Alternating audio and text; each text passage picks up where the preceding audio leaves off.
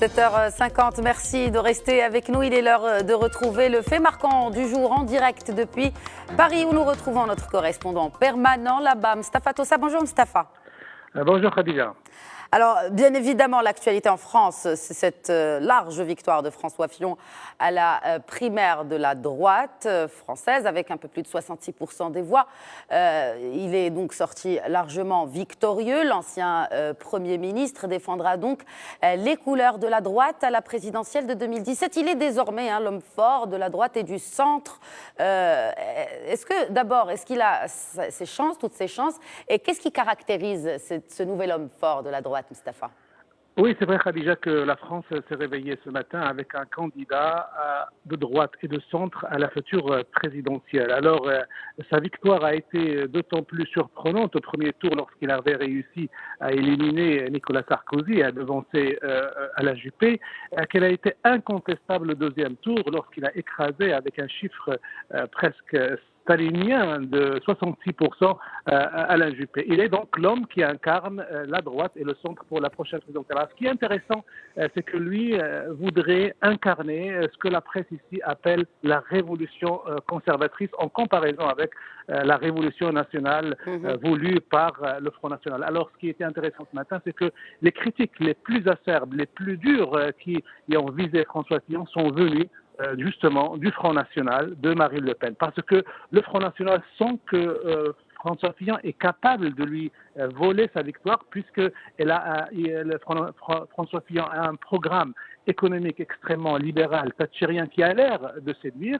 Et puis, il a aussi une vision très conservatrice de la société française qui semble emprunter des accents et des discours au Front National.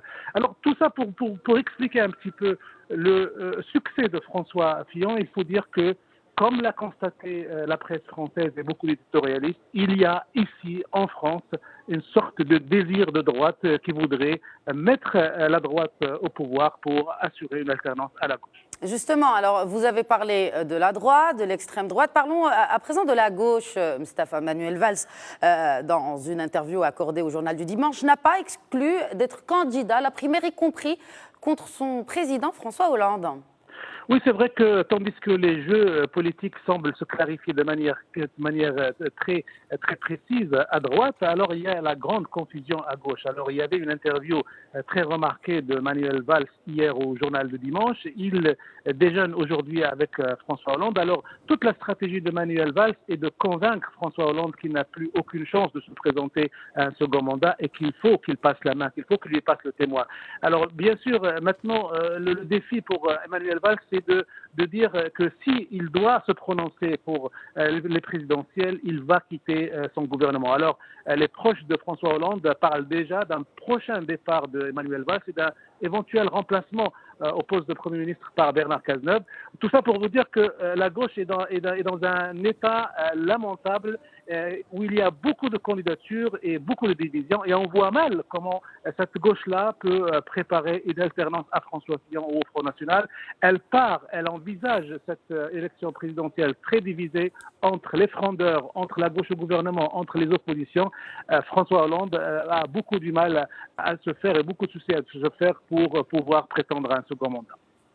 En tout cas, les prochains jours nous en diront plus sur cette en tout cas candidature ou pas de Manuel Valls au présidentiel. Mustapha Tossa, je vous remercie pour cette correspondance en direct depuis Paris. La suite de votre matinale, à l'heure pile, le retour de l'info en arabe en compagnie de Mohsin Jbabdi. Je vous retrouve pour ma part à 8h30 pour un nouveau journal. Merci à tous.